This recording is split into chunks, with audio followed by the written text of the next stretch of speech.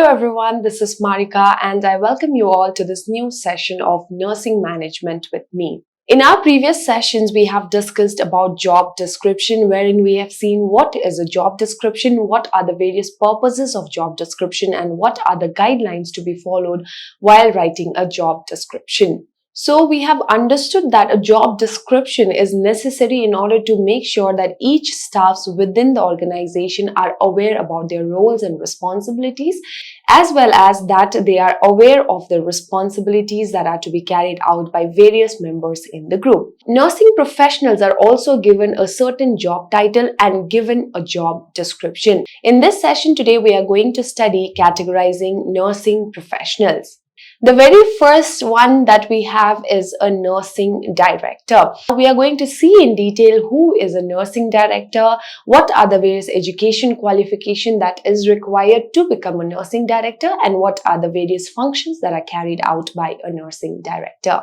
First, we have to understand that the nursing services that are carried out in a hospital must be carried out under the administration of a senior nurse or a senior administrator who is called as a nursing director. From this, we can understand that a nursing director is a person who looks after the entire administration, entire functioning and activities of nursing services that is rendered within the hospital. Nursing director is responsible for the overall programs and each and every activity of nursing services, as well as she is responsible for the care that is being rendered to the patient. As I said, a nursing director is a person who looks after each and every nursing services which is being delivered in the hospital. Therefore, she is responsible for all the programs that the nursing staffs must go through. She is responsible for all the care that the patient is receiving from different nurses within the hospital, as well as every different nursing care activities.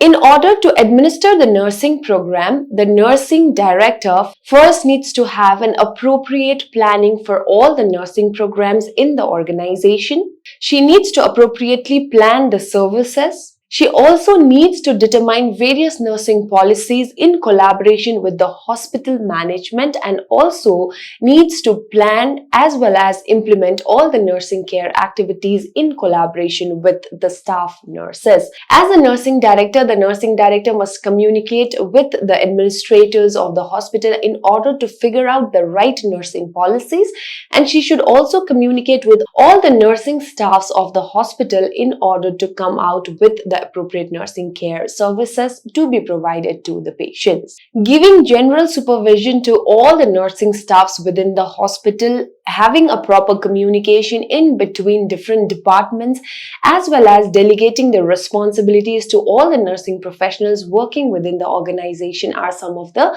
key responsibilities of a nursing director. We have to understand that a nursing director has a double role in the hospital. The first role of her is to act as an administrator and to work in collaboration with hospital administration, to communicate with the hospital administration and carry out the administrative responsibilities, while her other responsibility is to make sure that she coordinates the professional activities and services that is happening within the hospital among the staff nurses as well as other medical department.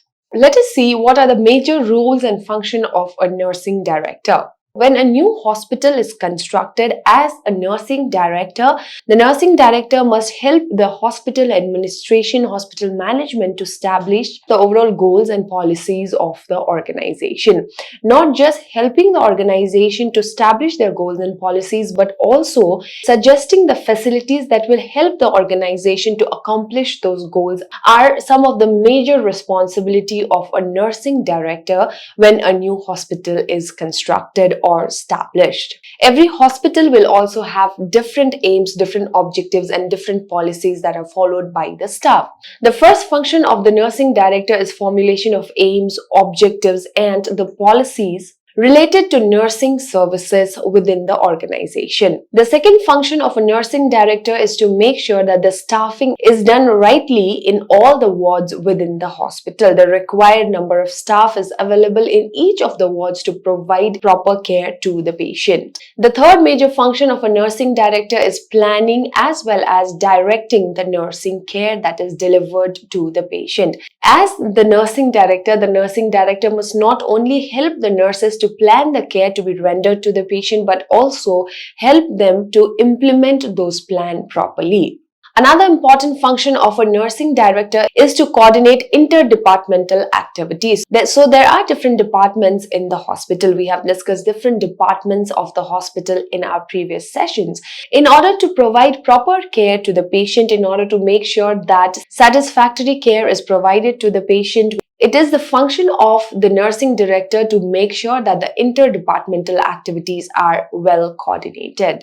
Another important function of the nursing director is maintaining supplies and equipment. So in hospital, we are already aware that there are different articles, equipment, supplies that will be used, as there are different patients and there will be many number of patients who require different articles and equipments in order to meet the health needs of those patients. Therefore, as a nursing director, the nursing director must make sure that all the supplies and equipments that are required in the hospital is always well stocked. Another important function of a nursing director is also to look after the budget plan of the organization, to make sure that the organization is functioning smoothly and the budget that is given for the nursing services are used appropriately. And finally, the last function of a nursing director is keeping records and reports. Let us now see what are the roles and function of a nursing superintendent. The first responsibility of a nursing superintendent is to develop and supervise the nursing activities of one entire department. So here we have to understand that a nursing supervisor does not look after the work of one particular ward or one particular patient. She looks after the nursing care activities of the entire department. Let us now see what are the various roles that are carried out by a nursing superintendent for patient care as well as ward and unit management. The nursing superintendent is responsible for organizing and planning the nursing care activities of the entire department or the entire floor according to the policies within the organization. Every organization will have different policies, and according to the policy of the organization, it is a responsibility of the nursing superintendent that she organizes and plans the nursing care activities that are carried out for the assigned floor or the assigned department. Another important function of a nursing superintendent is to plan a staffing pattern for the entire department. Staffing pattern differs from one ward to another, one department to another. As the department is assigned to the nursing superintendent, it is her responsibility to estimate the staff that is required within the ward as well as plan a proper staffing pattern so that the needs of the patients are met. Another important responsibility of a nursing superintendent is to collect and submit the nursing statistics to the concerned authority. So it is the responsibility of the nursing superintendent to gather large volume of data related to various nursing services in the hospital, regarding the various nursing professionals in the hospital, and submit it to the chief medical officer. The next responsibility of a nursing superintendent is to conduct interdepartmental as well as intra-departmental meetings and conferences.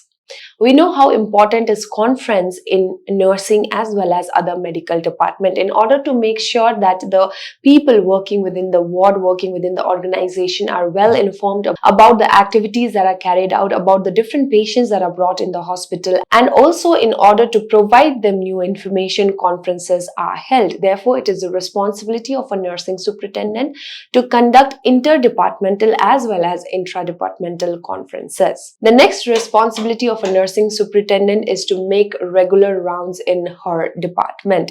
Nursing rounds are conducted to evaluate the effectiveness of the nursing care that is provided to the patient, and as the staff nurse are responsible for providing the care to the patient, the nursing superintendent makes frequent round within the ward, within the hospital or assigned department to see the effectiveness of the nursing care that is rendered to the patient. The next responsibility of the nursing superintendent is also to ensure the safety of the department. Another responsibility includes taking care of the general comfort of the patient as well as of the relatives.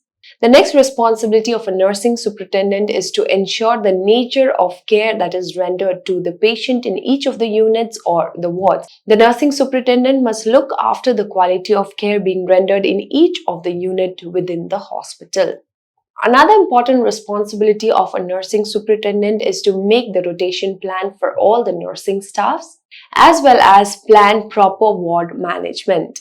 The next responsibility of a nursing superintendent is to act as a public relation officer and to solve the problems that may arise within the ward.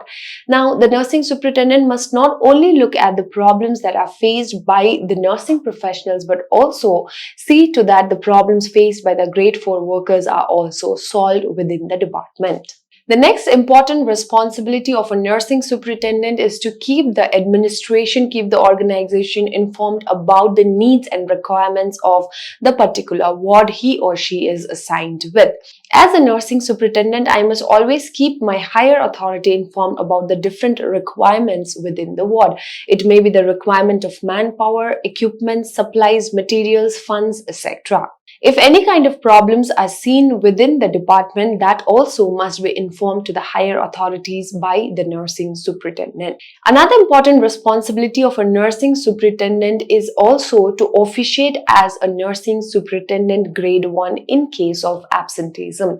So if grade 1 nursing superintendent is absent, it is the responsibility of the nursing superintendent to work in her place and to carry out her roles and responsibilities. Those were the major functions of a nursing superintendent in terms of hospital. Let us see what are the various functions in terms of education. The very first function of the nursing superintendent to arrange and conduct classes as well as provide a proper clinical teaching to all the nursing students in the department. Another important education function of a nursing superintendent is to implement the clinical teaching program of the students with the help of doctors and staff nurses. So we are already aware that different clinical teaching programs in the wards are conducted for nursing students. So with the help of the doctors who are working within the ward and the assigned staff nurses, the programs are carried out in the ward. Now, in order to implement the program properly for the students to have a satisfactory clinical experience,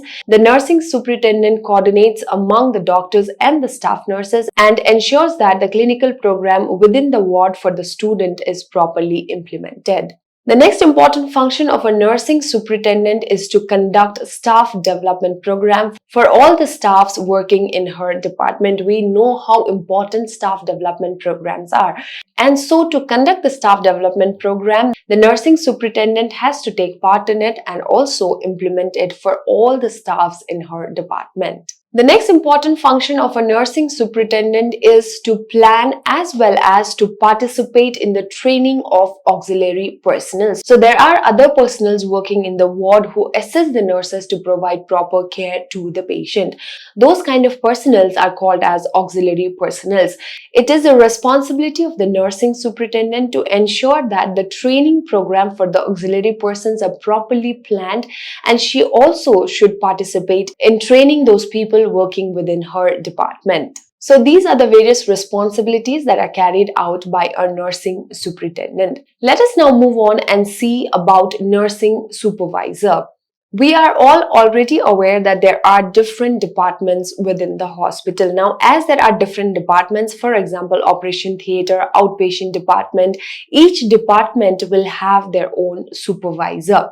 As there are several departments, many different supervisors are required in order to ensure the smooth functioning of each and every department.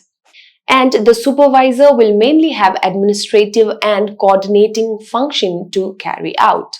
Nursing supervisor will also have a limited number of clinical function. It is found that a good nursing service is rendered when there is a good supervision on the nursing care that is being rendered to the patient. So when proper supervision is provided by the nursing supervisor to the nurses, proper care can be provided to the patient. The quality and the standard of the care provided to the patient is increased.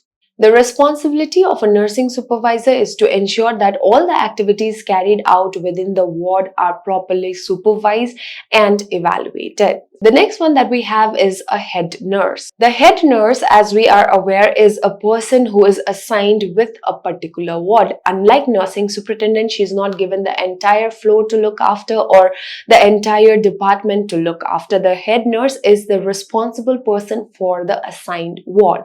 She looks after the activities that are carried out within the given ward itself. And the head nurse works under the supervision of the nursing superintendent. Let us see what are the roles and responsibilities that are carried out by a head nurse. The head nurse is responsible for efficiently performing her responsibilities, her duties, and not just her duties, but also all different nursing professionals working under her. So it is the responsibility of the head nurse to make sure that all the staffs working under her are carrying out their responsibilities and duties properly, and also that she herself is carrying out all her duties appropriately. Another responsibility of a head nurse is to carry out all the activities that are assigned by a physician.